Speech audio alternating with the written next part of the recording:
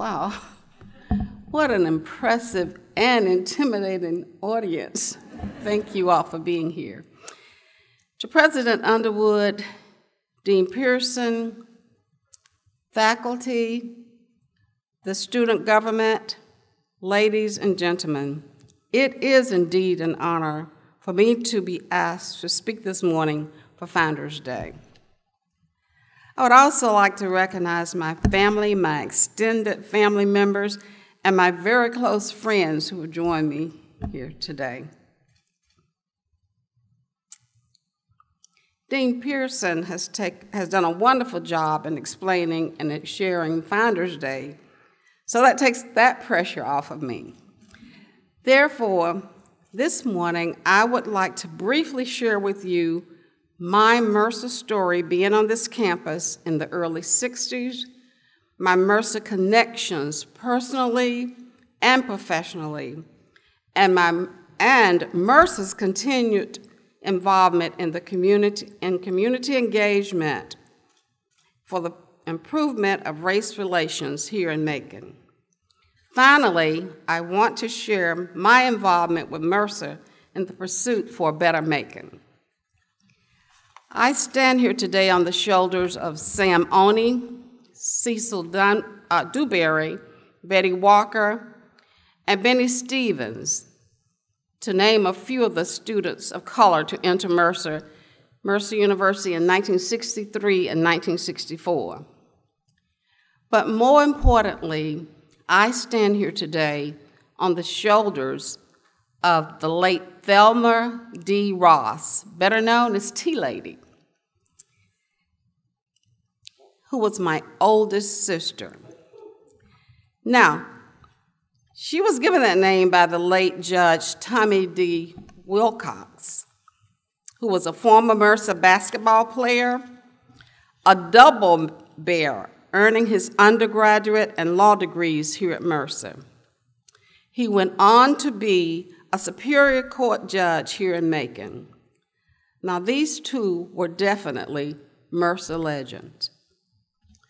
First, allow me to share the T-Lady story with you. Sis, as our family so fondly called her, worked on staff at Mercer for over 50 years. Incredible, for over 50 years. At the age of 14, she came to work at Mercer in what was then called the Women's Dining Hall, where she set tables and washed glasses for 11 years. In 1958, she moved to the Cornell, what we now know as the Cornell Student Center, working in the snack bar as a counter supervisor, and then snack bar manager. In 1979, after the arrival of President Kirby Gotze, who recognized her as a legend, T-Lady moved to the snack bar to work in student activities, running an information booth that became known as T-Lady's Corner, T's Corner. As a result of her work in T's Corner, T-Lady became the most popular and recognized figure here at Mercer, one of the most popular and recognized figures here at Mercer. Not only did she provide university-related information to students, visitors, faculty, and staff, but without reservation, she gave unsolicited advice to all students and provided a listening ear for homesick students. She never had children of her own, but she loved the Mercer students here. To quote Dr. Kirby Gotze at her funeral, she embodied and represented the highest instincts of the university. She and her spirit are the heart and soul of Mercer. Not a student could pass by her without feeling the warmth of her genuine caring, her thoughtfulness, her compassion, her devotion to helping them do the right thing. End of quote. She loved her family, her church and pastor, and Mercer University. Exactly in that order, and she had no problem letting you know that.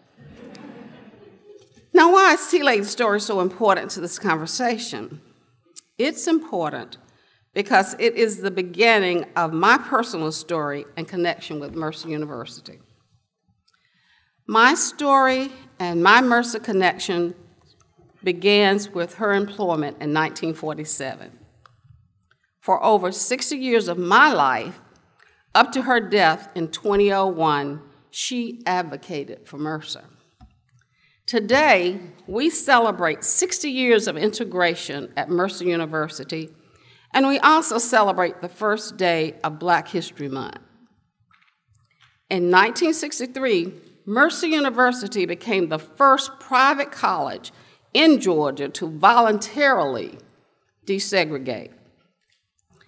However, which is important. However, long before 1963, it was Tea Lady's dream that I attend Mercer. So for the next few minutes, I will share with you how Mercer has influenced my life educationally, personally, and professionally.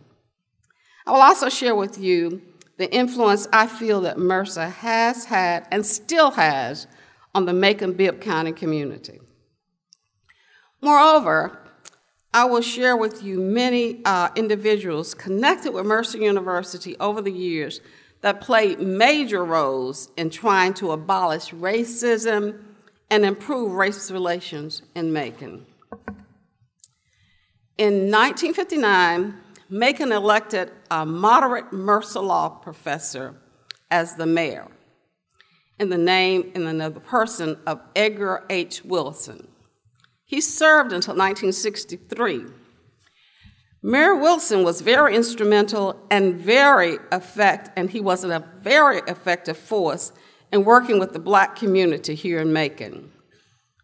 They worked behind the scenes to carry out the orders of another Double Bear connection, Judge William A. Bootle. He was the U.S. District Court judge from 1954 to 1981. He presided over several federal courts challenging the courts that challenged racial segregation in Georgia. Most importantly was the lawsuit that forced the integration of the University of Georgia. Judge Bootle went on against the status quo and ordered integration of the Bibb County schools. These were very turbulent and difficult times racially in Macon. However, unlike many other communities, Macon integrated its public school system in 1964 without incident. Judge Bootle also ordered the integration of the Bibb County transit system, which was led by the late Mr. William P. Randall. This led up to the school system being integrated. Again, many professors from Mercer University worked behind the scenes for a successful bus boycott. In 1964, the Bibb County school system was desegregated, starting in the 12th grade. 12 girls and boys from Ballard Hudson High School and Peter G. Aptham High School were selected to leave our senior year of high school to go to the all-girls school, A.L. Miller, and the all-boys school, Sidley Lanier. Absolutely unbelievable in retrospect when you think about it, that we would start in the 12th grade. However, that's our history. This was the start of my first personal interaction with Mercer University. Realizing this would be a tremendous challenge to integrate, several professors from Mercer University, including Dr. Mary Wilder, Dr. Joseph Hendricks, who was affectionately called Papa Joe by most of us, Dr. Jean Hendricks, who was his sister, and several other Mercer University professors worked with the Black leadership to facilitate this experiment in social and educational change. I shall never forget Papa Joe Hendricks, Dr. Mary Wilder, and Dr. Robert Otto. Of course, there were others, but these individuals played a vital role in accomplishing a smooth transition. They held meetings with us and really tried to make this historical transition as smooth as possible. Again, we were told that we were 3 years behind the students in the white schools and that there was no way we could graduate on time. This caused many of the students to return to their segregated schools. It should be noted that none of the Mercer professors would have been involved without the blessings of Dr. Rufus Harris. To say these were dangerous times is an understatement. The integration of Mercer and the public school system was not appreciated by all in the community, as you would suspect. Again, these efforts were successful because of the close working relationship between Mr. William P. Randall, Reverend Van J. Malone, the NAACP, and the Mercer connections, which I previously cited. In the fall of 1965, Vera Radford, Milton Madison, Samaria Johnson, Charles Roberts, and I entered the campus of Mercer University. I have prayed and struggled and agonized for several days on how to share this experience here in a positive way. How do I share this college experience? How do I share without sounding bitter? How can I be uplifting to the students? How can I positively share my personal pain and disappointment with strangers? I finally summed it up in the words of Charles Dickens. It was the best of times, it was the worst of times. It was a tale of two very different cultures, an African American and a white culture. It was the 60s. It was right after the Macon bus boycott and integration of the Macon-Bibb County school system. Milton, Samaria, and I had experienced this firsthand. We had spent 12 months of culture shock, but we survived. Now we were being asked once again to share the special opportunity to prove the naysayers wrong. Can you imagine the unbelievable mental pressure? It was scary. I can remember the day we met President Rufus Harris. I remember walking through the line to shake his hand, and I remember repeating to myself over and over again, I have the right to be here. I have the right to be here. I have the right to be here.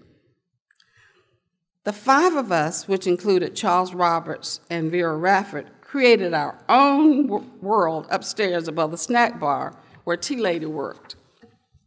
She was always there for us, as she was for every student who walked through those doors. She called us her young'uns. That may not be a familiar word to you. We were her young'uns.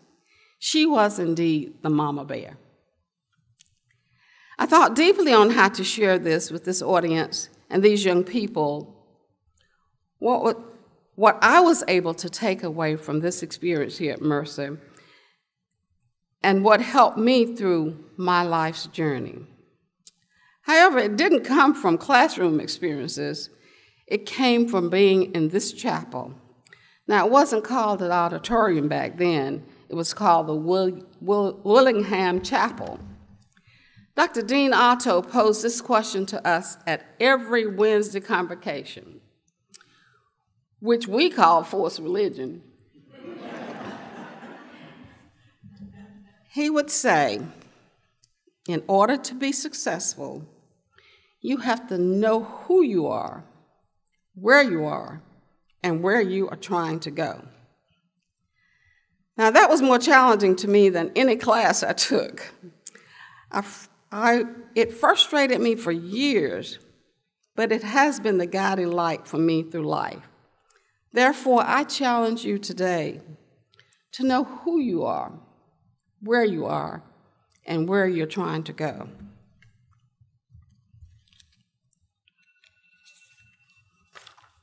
Finally, after leaving here and going into the workforce, my Mercer connection continued in my professional life. Notably, in 1993, my boss came to me and said, "We need your help." Now, I was content in being an assistant vice president managing a branch. The significance of this is that I was one of only 2 African Americans who were corporate banking officers in Macon, Georgia. I was told they had looked all over the country, and there was not a person with the credentials to establish a CRA department, Community Redevelopment Department, for the bank. Now, of course, I knew I was not that great. In all honesty, they were not going to be able to find anybody for what they were going to pay me. Moreover, the bank was in danger of receiving an unsatisfactory rating from the bank regulators. This was due to the lack of lending in low to moderate income communities. Now, there's no way I can continue to tell you more about this story with the allotted time that's been given to me, but it was quite interesting. This amazing professional opportunity had a very successful ending due in many ways to my Mercer connection. In the development of the bank CRA department, I was able to work in conjunction with Mercer's mission of revitalization of neighborhoods around the campus. This effort was under the direction of Dr. Peter Brown. We formed partnerships with the Macon Housing Authority, the Federal Home Loan Bank of Atlanta, the Department of Community Affairs, Historic Macon, the Knight Foundation, and the City of Macon. We organized a community organization called Mercer's Core Revitalization. You might not know about that one. Mercer provided down payment assistance for home ownership for faculty and staff. They moved into these neighborhoods with the existing residents. The neighborhoods became integrated both racially and economically. As a result of these partnerships, the Bill Hill community was revitalized, which I think is probably maybe southeast of this campus. The Oglethorpe Homes was revitalized to Tyndall Place. Tyndall Heights was revitalized to the Oglethorpe Homes were revitalized to Tatnall Place. Tyndall Heights was revitalized to Tyndall Place, and finally, Newtown Macon was created for downtown development.